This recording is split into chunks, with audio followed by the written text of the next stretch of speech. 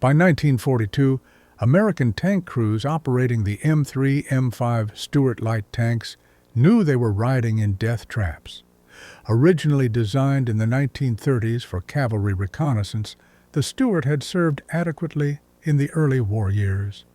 Its mechanical reliability, speed, and maneuverability made it suitable for scouting missions. But as German armor evolved and anti-tank weapons proliferated, the Stuart's fundamental weaknesses became fatal liabilities. Its thin armor could barely stop machine gun fire, its high silhouette made it an easy target, and its 37mm main gun was virtually useless against anything larger than a half-track. Tank crews developed gallows humor about their vehicles. The Stuart, one veteran recalled, was fast enough to find trouble, but not tough enough to fight its way out. By late 1942, American armored doctrine faced a crisis. The light tank concept itself was under question. Did modern warfare still have room for fast, lightly armed reconnaissance vehicles, or had technology rendered them obsolete? Failed first attempt, the T-7 debacle. The Army's first attempt to replace the Stuart began promisingly in February 1941 with the T-7 light tank project. Initial specifications called for a 14-ton vehicle with improved armor and firepower while maintaining the Stuart's mobility. However, the project quickly fell victim to mission creep and changing requirements. As reports from European battlefields arrived, armored force commanders kept demanding more. First, a 57mm gun, then a 75mm weapon. Each upgrade required a larger turret, heavier armor, and bigger engines. By August 1942, the T-7 had ballooned from 14 tons to 29 tons combat loaded. When standardized as the M7 medium tank, it was neither fish nor fowl, too heavy to perform reconnaissance, too weakly armored to fight as a medium tank. After producing only 7 vehicles, the Army mercifully canceled the program in March 1943. The T-7's failure taught valuable lessons. Future designs would need clear, unchanging requirements and disciplined weight management. More importantly, the Army needed to decide definitively whether light tanks still had a battlefield role. North African revelations. Combat experience in North Africa during 1942-43 provided brutal clarity about the Stuart's limitations. American tank crews faced German Panzer IIIs and IVs whose long-barreled guns could destroy Stuarts at ranges where the American 37mm couldn't even penetrate German armor. Worse, even German anti-tank guns and field artillery could easily knock out the thin-skinned Stuarts. Colonel William Smith of the 1st Armored Division reported, "Our light tanks are worthless except as mobile machine gun nests. They cannot scout effectively because they cannot defend themselves when discovered. They cannot support infantry because any resistance heavier than rifles will destroy them." Yet the Army still believed light tanks could serve valuable roles if properly designed and employed. The key was avoiding direct confrontation with enemy armor, while exploiting speed and maneuverability for reconnaissance, screening, and pursuit operations. The Stuart would have to soldier on until a proper replacement arrived. Birth of the T-24. In March 1943, the Ordnance Department authorized development of a new light tank designated T-24. Learning from the T-7 fiasco, specifications were clear and rigid. The vehicle must mount a 75 millimeter gun, weigh under 20 tons, and use proven automotive components. Most importantly, requirements would not change during development.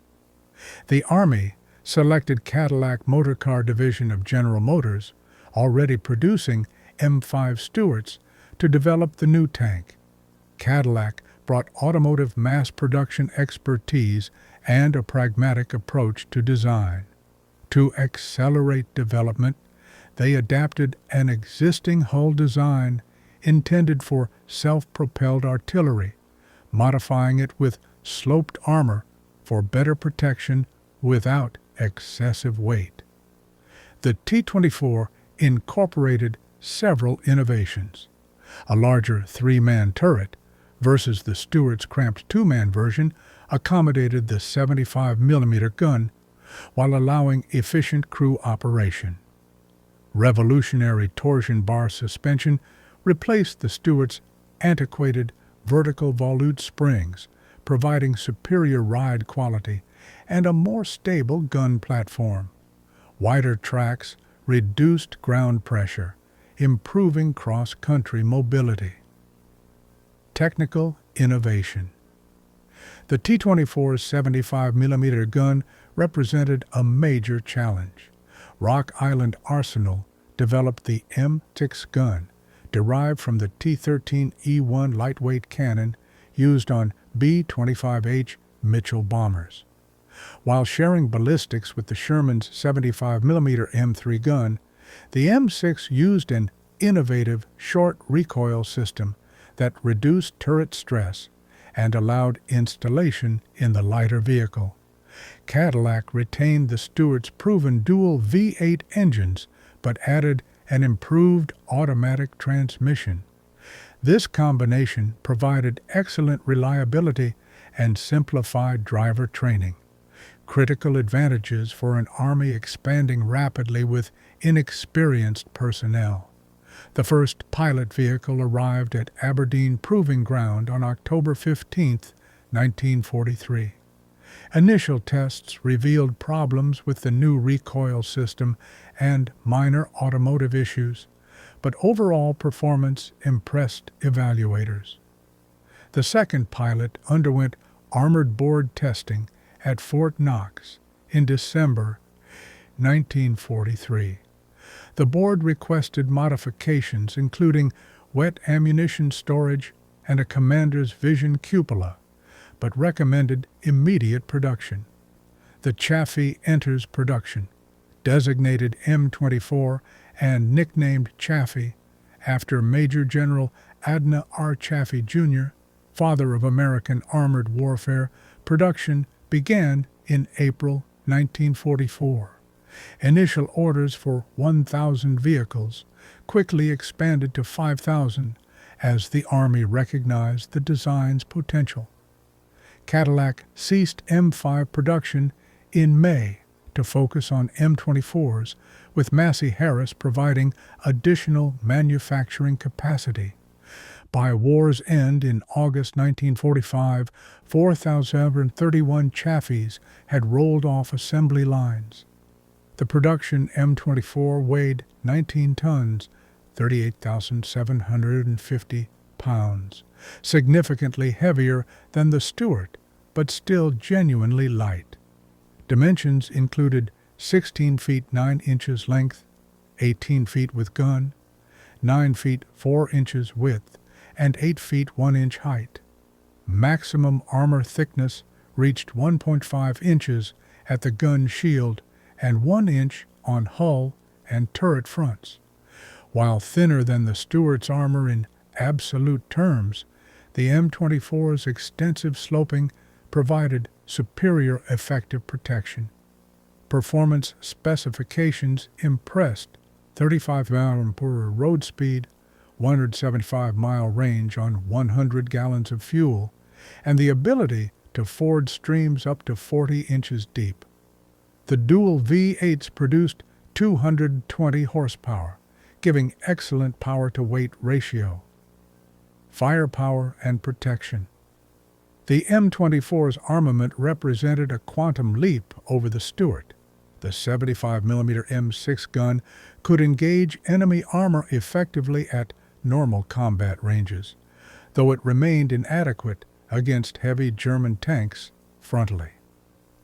Secondary armament included a turret-mounted M250 caliber machine gun for anti-aircraft defense, a coaxial M19A4 30 caliber machine gun, and another M19A4 in the bow. A 2-inch smoke mortar in the turret provided concealment capability. Ammunition storage included 48 rounds of 75mm, 440 rounds of 50 caliber, and 3,750 rounds of 30 caliber ammunition. While crews complained about insufficient main gun ammunition, this represented the best balance between firepower and vehicle weight.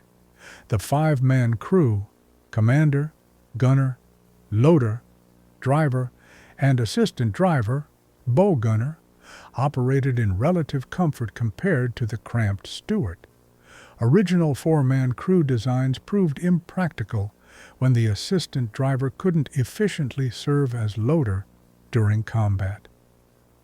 Combat debut, the Ardennes. First M24s reached Europe in late autumn 1944, just as American armored commanders had given up on Stuart light tanks. One division reported using M5s solely as anti-tank gun bait to expose enemy positions for Sherman medium tanks. Others employed Stuarts only for resupply and casualty evacuation, refusing to risk them in combat.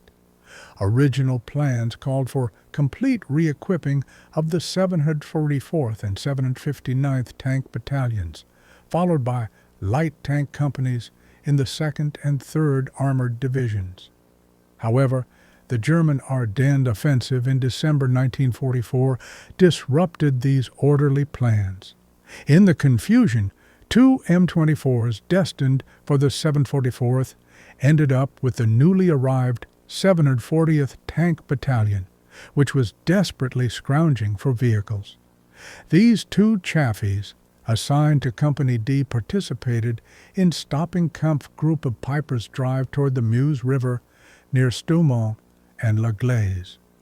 Their performance in this crucial action validated the M24's combat effectiveness and helped restore confidence in light tanks.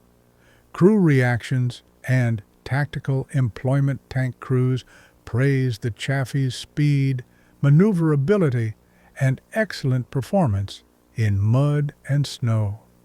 The low silhouette made it harder to spot and hit compared to the high-profile Stuart.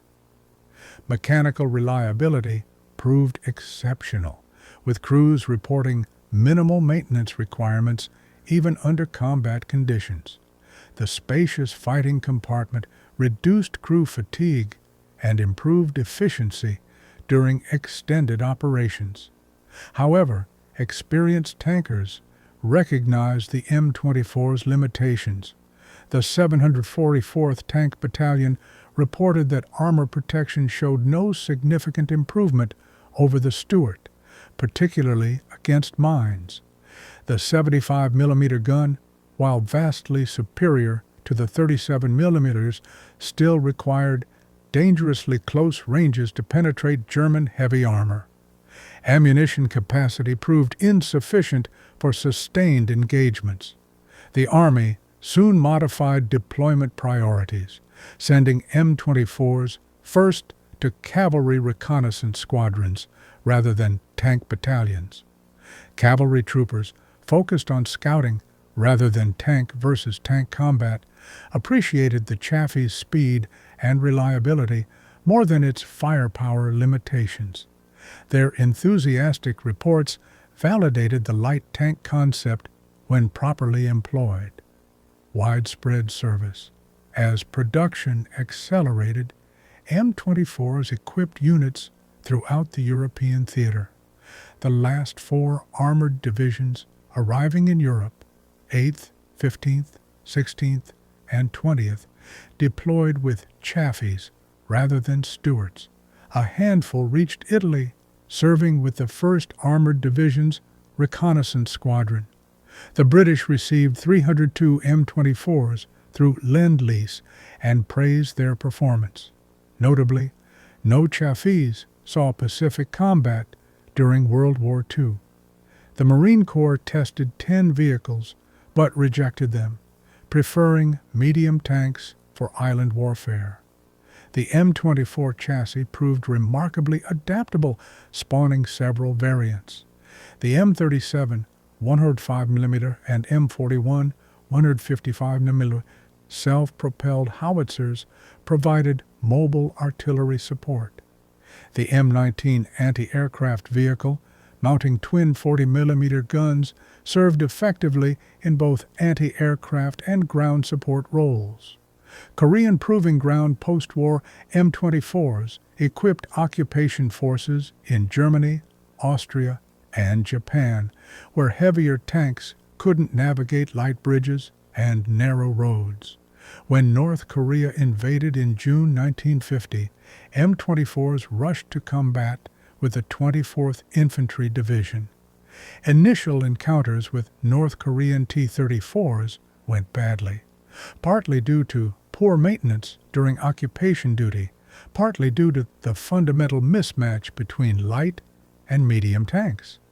Despite being outgunned, courageous Chaffee crews managed to destroy 8 T-34s before M4E8 Shermans and M26 Pershings arrived. Subsequently relegated to reconnaissance roles, M24s served effectively throughout the Korean War. By 1953, the Army replaced them with the M41 Walker Bulldog, ending the Chaffee's American service. International legacy. The M24's story continued worldwide as America supplied surplus Chaffees to allies. France received 1,254 vehicles, employing them extensively in Indochina and Algeria. French M24s participated in the epic Battle of Dien Bien Phu in 1954, where their mobility proved valuable in the fortified valley. 28 nations eventually operated M24s. South Vietnam received 137 Chaffees, though they saw more action in internal coups than against communist forces. NATO allies including Norway, Belgium, Turkey, and Italy equipped reconnaissance units with M24s well into the 1960s. Historical assessment. The M24 Chaffee represented American light tank design's culmination and finale. While significantly superior to the Stuart, it still embodied light tank limitations, thin armor, and modest firepower. Yet when employed properly in reconnaissance roles, the M24 excelled. Its reliability, mobility, and crew efficiency set new standards. Perhaps most importantly, the Chaffee proved that specialized vehicles still had battlefield utility when doctrine matched capabilities. The M24 couldn't slug it out with Panthers or Tigers, but it could scout effectively, exploit breakthroughs, and support infantry, missions that heavier tanks performed poorly. The Chaffee's development also demonstrated American industrial adaptability. From conception to combat deployment took barely 18 months, remarkable for an entirely new design. Cadillac's automotive expertise produced a vehicle that maintenance sergeants could actually maintain, unlike German tanks that required factory-trained specialists. Conclusion. The M24 Chaffee closed the book on American light tank development. Post-war armored vehicles would grow ever heavier as protection requirements increased. The reconnaissance role passed to armored cars, and eventually helicopters. But for a brief moment, the Chaffee proved that David could still find a place on battlefields dominated by Goliaths. Veterans who served in M24s remembered them fondly. Unlike the Stuart, which crews abandoned at first opportunity, tankers requested Chaffee assignments. As one reconnaissance trooper summarized, "She wasn't perfect, but she was honest.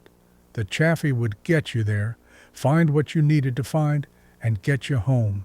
In reconnaissance, that's all you can ask."